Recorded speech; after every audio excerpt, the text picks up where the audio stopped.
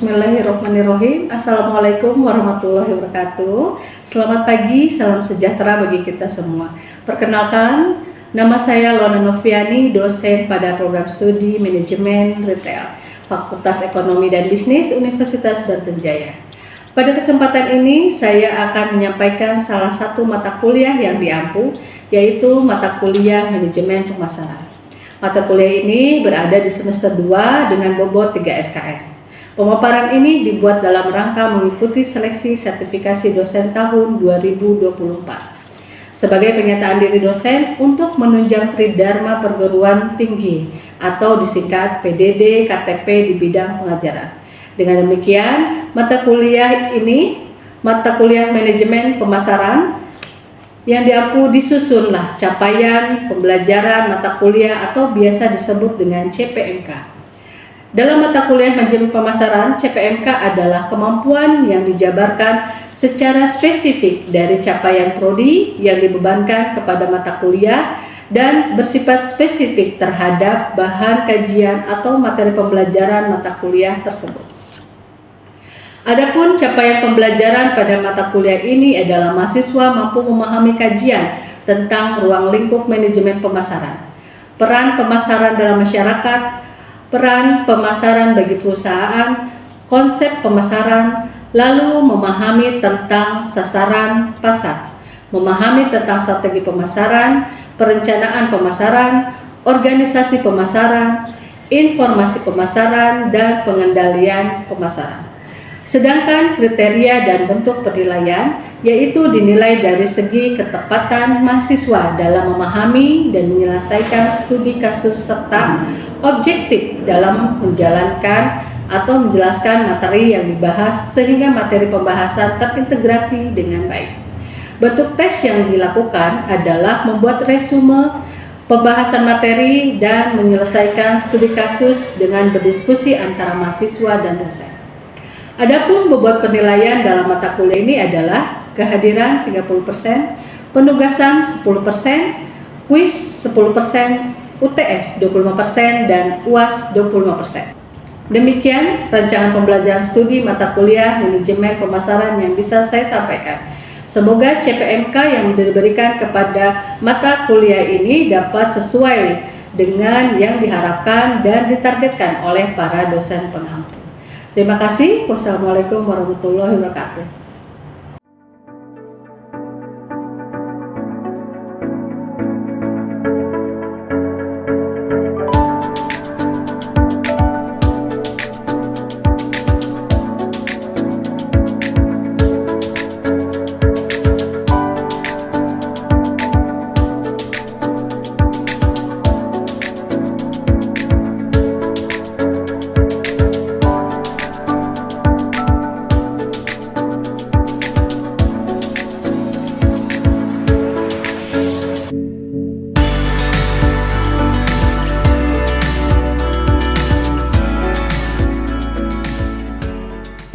Assalamualaikum warahmatullahi wabarakatuh. Alhamdulillah kita panjatkan ya pada Allah Subhanahu wa Ta'ala karena kita bertemu lagi ya di kelas ini dalam keadaan sehat, aturan serta apapun. Ya. Baik, untuk pertemuan yang kedua ini kita akan membahas tentang konsep gitu ya. Adapun untuk memulai pelajaran ini, ya mata kuliah ini, kita akan berdoa terlebih dahulu, ya akan dipimpin oleh ketua kelas, ya kepada ketua kelas dipersilakan. Untuk memulai pelajaran kita pada hari ini, marilah kita berdoa menurut ketua kita masing-masing. Gimana?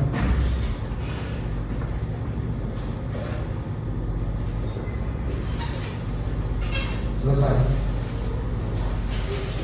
Oke, baik, terima kasih kepada Afan ya. Di kelas ini juga biasa berlaku absen ya, yang hadir kita pakai aplikasi absennya ya. Nanti kalian juga bisa memonitor kehadiran kalian ya. Nanti misalkan yang hadir akan dihadirkan dan yang tidak ya sesuai dengan keterangannya ya. Ada keterangan atau tidak gitu ya. Nanti kalian juga bisa memonitor dari aplikasi kalian masing-masing gitu ya. Baik, sebelum ke pembahasan di pertemuan kedua ini, yaitu tentang ruang lingkup, kita akan review dulu, ya, review apa yang kita pelajari di minggu lalu tentang manajemen pemasaran. Gitu. Kemarin kita membahas tentang pengertiannya. Ada yang masih ingat nggak? Atau ada yang bisa review? Izin Miss. Ya. Oke, silakan Sadar. Manajemen pemasaran secara umum adalah mengatur tentang pemasaran dari mulai produksi sampai ke penjualannya, Miss. Oke, terima kasih Sadar. Secara umum ya. Ya. Kalau dari ini putrinya gimana? Saya Miss izin. Ya. Manajemen pemasaran itu sebuah pengelolaan hubungan terhadap pelanggan dan proses pertukaran antara konsumen dan produsen.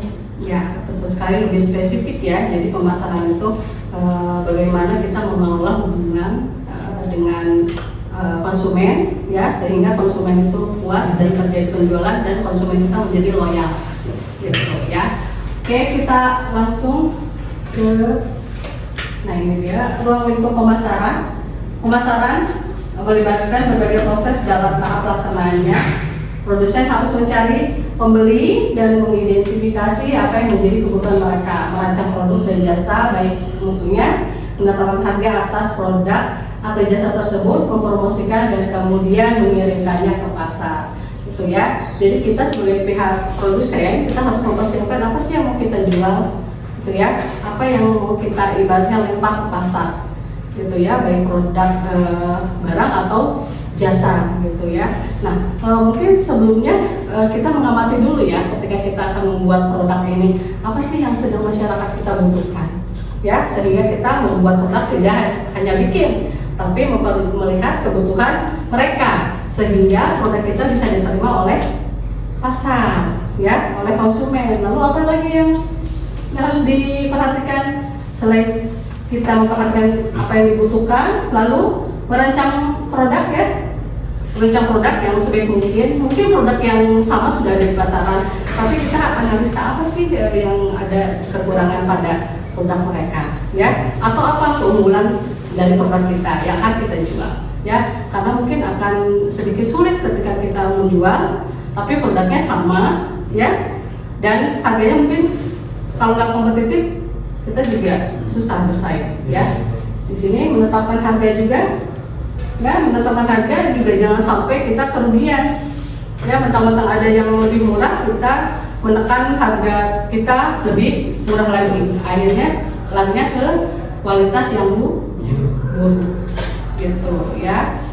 Di sini lalu mempromosikan kemudian mengirimkan ke pasar ya. Mempromosikan sudah wajib ya, wajib, bahkan di sebuah perusahaan mereka menetapkan persentase yang tinggi untuk sebuah promosi gitu ya. Mungkin teman-teman juga pernah mendengar istilah bakar uang gitu ya, nanti kita bahas ya kenapa harus bakar uang. Nah itu budget untuk promosi itu memang besar ya, apalagi sekarang lagi eranya online ya, sosial media. Nah kita juga tidak boleh ketinggalan ya, kayak toko online, lalu sosial media yang banyak bermunculan ya. Jadi bukan hanya satu sosial media ya, juga teman-teman juga udah pakai ya. Udah berapa akun pakai untuk pemasaran? Sosial media untuk pemasarannya? Untuk pemasaran sih aku lebih ke Facebook Ads, karena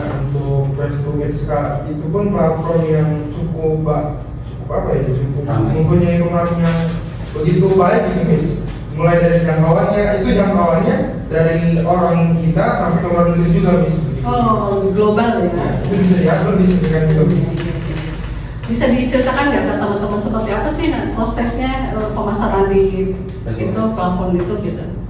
Untuk pemasaran di Facebook Ads, pemasaran di Facebook Ads sendiri sih kita untuk modal awalnya itu misalnya kan kita modal awal 100.000. Nah produk yang kita akan promosi itu produk saya raket itu untuk promosinya mungkin kita bisa diatur teman-teman, dari harga nominal 100.000 itu kita bisa atur mulai dari durasinya sampai dengan jangkauan barang-barangnya pun. Nah mulai dari usia, terus gender dan lain-lain sebagainya.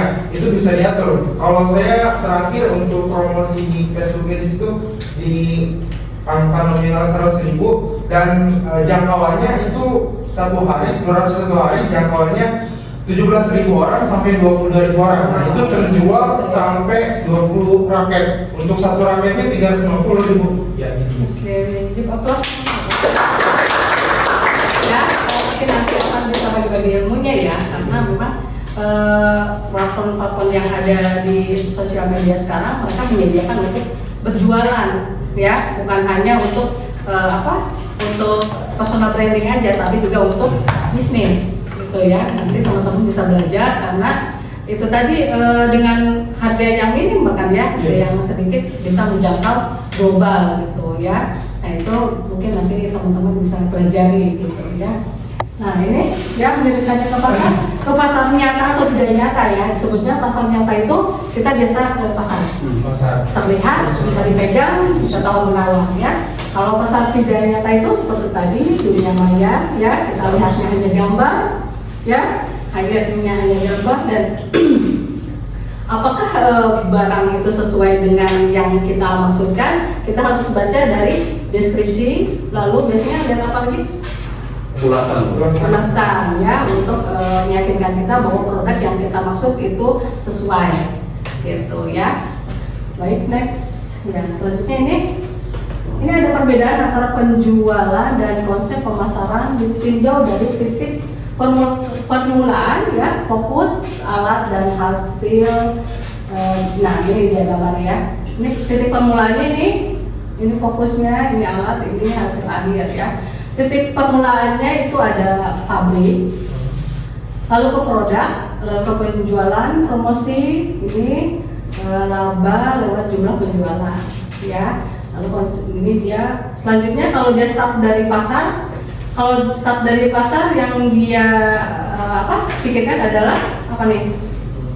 Kebutuhan pelanggan ya. Lalu pemasaran terpadu, artinya si customer itu akan melihat kepada kita, dan laba lewat kepuasan pelanggan, gitu ya. Jadi kalau di pabrik ini mereka sasarannya ada istilah B2B, ya, bisnis to bisnis, gitu ya. Jadi mereka mempromosikan, tapi ini terjualnya itu lewat penjual juga, gitu ya. Berbeda kalau misalnya kita mulainya dari pasar, kita yang harus dipikirkan adalah tadi kebutuhan pelanggan, apa sih yang mereka butuhkan, gitu ya. Kita enggak tiba-tiba jualan tapi customer tidak butuh, gitu ya. Itu beresiko sekali ya. Ini konsep dari pemasaran. Kalau ini konsep dari penjualan. Kalau pemasaran berarti sudah ada di pasar ya, si barang itu udah jadi dan sudah diedarkan. Tapi kalau konsep penjualan itu dimulai dari pabrik ya, jadi barang mentah ibaratnya ya, sampai ke penjual. Oke, next.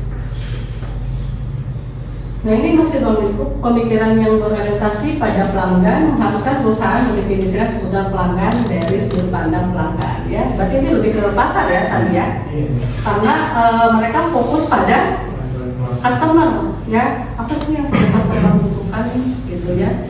Sekarang lagi musim apa nih gitu, sekarang yang lagi hits apa nih ya, kalau kita mau mulai bisnis gitu ya. Bukan dari sudut pandang perusahaan. Kalau perusahaan kan mereka produksi laba ya, lalu ya tadi B2B, artinya mereka nyari reseller atau penjual yang bisa menjual produk mereka gitu ya. Karena jarang sekali pabrik menjual langsung ke customer retail atau eceran atau customer terakhir ya, jarang sekali ya. Artinya nilai kepuasan pelanggan lah yang paling diutamakan. Itu dalam konsep pasar gitu ya, karena kalau di pasar kan langsung dengan konsumen gitu ya. Dan next, ini dia kutip dari ahli ya, menurut dua ahli pemasaran yaitu ya, ini dia Jagdis dan Mileni, terjemahkan di Mitra Utama, bahwa selalu lebih mahal untuk menarik pelanggan baru daripada mempertahankan pelanggan yang ada ya. Ada yang bisa menerjemahkan nggak? Selalu lebih mahal untuk mendapatkan pelanggan baru dibanding mempertahankan. Kenapa? Paran. Coba. Mungkin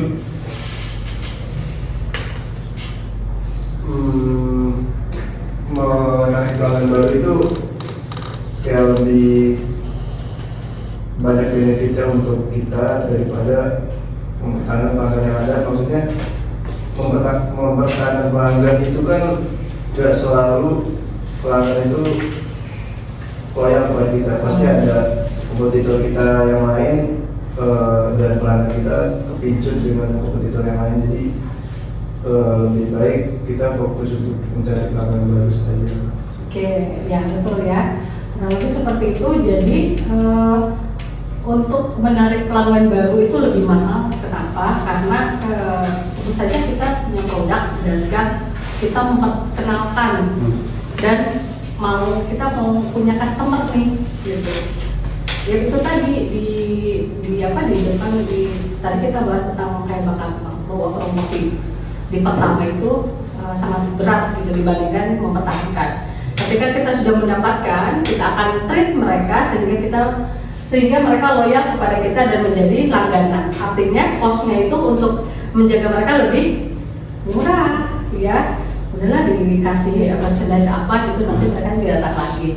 Atau dengan pelayanan kita yang pelayanan terima, mereka juga bisa balik lagi gitu ya. Tapi berbeda tadi untuk mendapatkan pelanggan baru. Bagaimana kita meyakinkan customer bahwa produk kita ini bagus, ya, dan mereka akan suka. Itu akan berat gitu ya di awal gitu ya. Makanya di sini mempertahankan pelanggan lebih penting daripada menarik pelanggan gitu ya. Ada yang menerjemahkan lagi? Stephen? Cukup? Oke ya. Nah, selanjutnya kunci dalam mempertahankan pelanggan adalah kepuasan pelanggan. Ya, ini menurut Bapak Manajemen Outlook ya. Terjemahan dari Adi Jakaria. Seorang pelanggan akan bertindak sebagai berikut. Ya, kalau untuk customer loyal, mereka akan yang pertama apa? Memberi kembali, ya, karena udah suka. Jadi mereka datang kembali dan memberi kembali. Lalu yang kedua, berbicara yang baik kepada orang mengenai perusahaan atau produk kita. Beli kesana aja tuh, pelayanannya bagus, lama ya, lalu produknya juga bagus gitu ya. Nah, lalu yang ketiga, kurang berpertimbangan merek yang bersaing dan iklannya ya. Rata-rata kalau customer sudah loyal, mereka kayaknya nggak peduli ya, ya dengan iklan-iklan mereka karena mereka sudah suka gitu ya. Lalu yang keempat, membeli produk lain dari perusahaan yang sama ya. Ini ketika kita sudah punya perusahaan lalu kita keluarin nih produk lain karena mereka sudah suka dengan brand kita, itu mereka pasti beli ya. Kalau misalnya di distro kita punya satu brand di mana hanya ngeluarin kaos, even di next kita ngeluarin topi, itu pasti mereka beli kalau customer kita sudah loyal ya, sudah suka gitu. Atau ada yang pernah berpengalaman seperti itu dari teman-teman. Jadi misalkan kalian nih mau beli apa di toko itu mulu gitu ya, dengan produknya sama, lalu mereka ngeluarin produk baru dan kalian beli gitu. Ada yang pernah nggak? Adit mungkin pernah nggak? Pernah. Beli apa? Beli apa? Pakaian. Terus? Pakaian dari atas sampai bawah. Jadi ketika si produsen itu memproduksi produk baru, ada nilai gitu ya. Seperti itu ya contohnya ya. Jadi customer sudah loyal itu, kalau dia mengeluarkan produk lain dengan brand yang sama, itu pasti akan beli lagi. Banyak ya contohnya ya, clothing rata-rata ya. Mereka hanya jualan kaos, Toto jualan topi, Toto jualan sepatu, Toto jualan tas. Akhirnya jadi semua ada di situ, gitu ya. Dan itu ekspansi ya untuk perusahaan bahwa mereka harus melebarkan sayapnya, tidak hanya kaos yang dijual, karena kaos sudah ada pasarnya, gitu ya. Ya, kayak butik-butik juga sama, misalkan dibeliin apa, mereka tadinya hanya mengeluarkan dress aja, toto ngeluarin kerudung, ya, toto ngeluarin apa lagi, kapelan, gitu ya, toto ngeluarin mukena, kayak gitu ya. Itu adalah salah satu dari customer loyal, mereka akan membeli untuk membeli. Baik, sampai di sini ada yang mau bertanya, silakan. Miss, izin bertanya. Ya, silakan. Nama Asrofal. Saya ingin bertanya, Miss, gimana sih caranya mempertahankan hubungan pelanggan, Miss? Oke, mau langsung dijawab atau ada pertanyaan lagi? Langsung jawab aja. Ya, langsung jawab dulu ya. Oke ya, jadi di dalam manajemen pemasaran itu ada namanya CRM. Kalian pernah dengar? Iya. Apa tuh? Ya, customer relationship. Ya. Relationship. Ya kan? Itu ya. Jadi mereka bagian untuk mengelola hubungan dengan customer gitu ya. Tadi diceritakan ketika kita sudah mendapatkan pelanggan, memang itu effortnya lebih besar lagi di dalam manajemen kita, karena bagaimana nih supaya customer ini tetap loyal kepada kita gitu. Artinya banyak sekali faktor yang harus diperhatikan untuk mempertahankan customer itu ya, mulai dari pelayanan kita ya, lalu produk kita ya, manajemen atau keadaan dari toko kita kalau kita punya toko ya, tapi cenderung ke pelayanan dan produk yang tidak berubah ya. Kalau misalkan kita pernah beli sekali kita puas, lalu beli 2 kali harganya atau rasanya berubah, itu biasanya sih customer pergi ya. Atau tadi ketika customer pertama beli dilayani dengan sepuas hati ya, sepenuh hati, lalu pas datang lagi mereka kecewa, itu akan pergi ya. Intinya untuk mempertahankan pelanggan itu ada beberapa faktor ya, salah satunya itu yaitu adalah pelayanan prima ya yang diberikan oleh produsen kepada customer-nya gitu ya. Jadi nanti kalau punya usaha diperhatikan tentang pelayanannya ya, karena kalau di toko online aja kalau kita tidak pas respon biasanya kabur ya customer ya, walaupun sekiranya produk kita ini masih jarang, tapi ketika customer tidak dilayani dengan baik, itu adalah salah satu faktor di mana mereka akan pergi gitu. Bagaimana Pak? Ya, Miss. Udah mengerti ya? Ya, mengerti. Oke, silakan ada lagi? Yes. Oke ya, Revi Izin bertanya, ya. bagaimana agar produk kita diterima oleh masyarakat? Oke, pertanyaannya adalah bagaimana produk kita diterima oleh masyarakat. Artinya produknya baru, gitu ya. Kalau Tanta kan baru, bagaimana sih supaya diterima di masyarakat? Tadi kita di awal sudah membahas tentang ini dia, ya. Bagaimana caranya? Ada beberapa perencanaan yang harus kita perhatikan untuk mengeluarkan produk, gitu ya. Yaitu tadi yang ini mengidentifikasi ya apa yang dibutuhkan oleh konsumen ya. Apakah produk kita ini bisa diterima ya, apa sih yang sedang dibutuhkan oleh konsumen pada saat sekarang gitu ya. Lalu merancang produk ya, dirancang produk sedemikian rupa. Kalau misalkan tadi jualannya makanan tidak dikemas, tidak menarik ya. Jadi sekarang juga banyak sekali kegiatan atau pemerintah yang menyediakan pelatihan-pelatihan di mana UMKM itu disediakan untuk mereka dibuatkan satu kemasan ya. Rata-rata kan di UMKM kita belum pakai kemasan ya, terutama makanan. Nah itu nanti dibuatkan kemasan sehingga produknya terlihat cantik gitu ya, karena ada packaging gitu ya, ada kemasan gitu. Lalu apalagi harga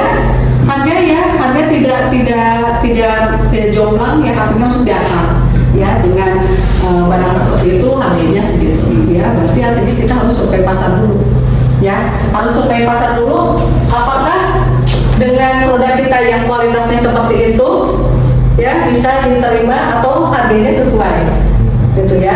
Kok ini barangnya biasa aja tapi mahal banget, ya itu juga akan menjadi resisten dari customer ya.